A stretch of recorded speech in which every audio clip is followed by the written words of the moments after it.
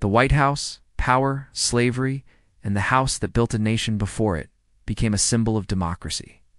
Before world leaders walked its halls, before cameras flashed from the North Lawn, it was just an idea born from revolution.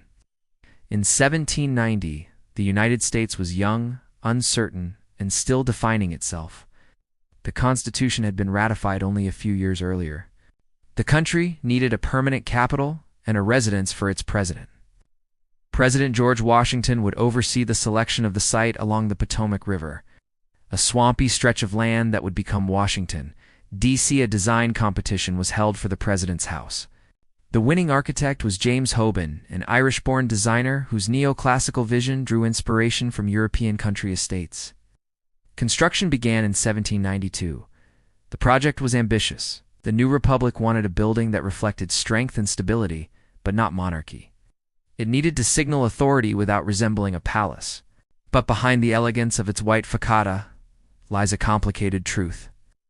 The White House was built in part by enslaved African Americans. Enslaved laborers were hired out by their owners to work on the construction site. They quarried stone, cut timber, laid bricks, and performed much of the physically demanding labor required to build the structure. Some worked alongside free laborers and immigrants, but their wages did not go to them. They were paid to enslavers.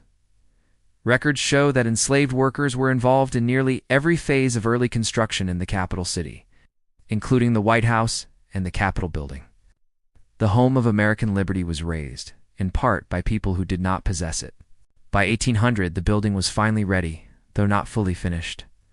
In that same year, the second president of the United States, John Adams, became the first president to live in the White House. When Adams moved in, the house was far from grand. The rooms were unfinished. The city around it was muddy and underdeveloped. His wife, Abigail Adams, famously used the East Room to hang laundry because it was one of the few dry indoor spaces large enough. It was not yet a symbol. It was a work in progress. When Thomas Jefferson took office in 1801, he began shaping the residence further, adding colonnades and opening the home more informally to visitors. The White House began to reflect not just authority, but accessibility, a new kind of executive presence. But the building's early years were anything but peaceful. In 1814, during the War of 1812, British troops marched into Washington. They set fire to the White House, leaving it gutted and charred. Only the exterior walls survived. The nation watched its symbol of leadership burn.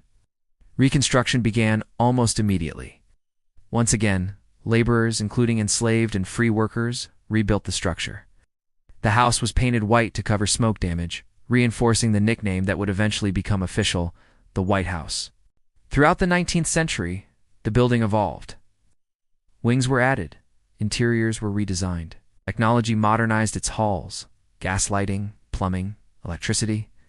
But beyond architecture, the White House became something larger. It became a stage for history. It was here that presidents made decisions that shaped wars, signed laws that expanded rights, and addressed the nation during moments of crisis.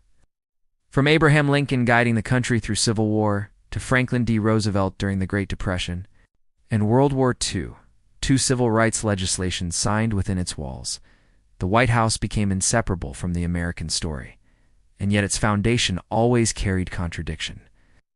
A house built partly by enslaved hands became the residence of leaders who would one day abolish slavery. In 1863, the Emancipation Proclamation was signed not in the White House, but during Lincoln's presidency there. Decades later, civil rights leaders would walk through its doors advocating equality under the law. In 2009, when Barack Obama took the oath of office as the first black president of the United States, the symbolism resonated deeply. A building constructed in part by enslaved laborers would now house a president whose ancestors might once have been denied freedom in the same era. The White House has been renovated and restored many times. Major expansions occurred under Theodore Roosevelt, who officially named it the White House in 1901 and added the West Wing. Later, during the Truman administration, the interior was completely gutted and rebuilt due to structural weakness. What appears timeless has constantly changed. Today, the White House contains 132 rooms, 35 bathrooms, 6 levels, and offices that manage some of the most consequential decisions in the world. But it remains more than architecture. It is a symbol of democracy, a symbol of power, a symbol of contradiction. It represents the promise of equality and the reality of the nation's imperfect past.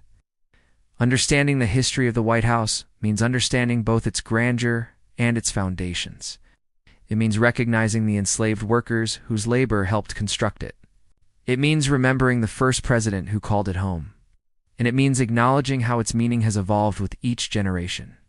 The White House stands today not just as a residence, but as a reflection of America itself. Imperfect, resilient, shaped by struggle.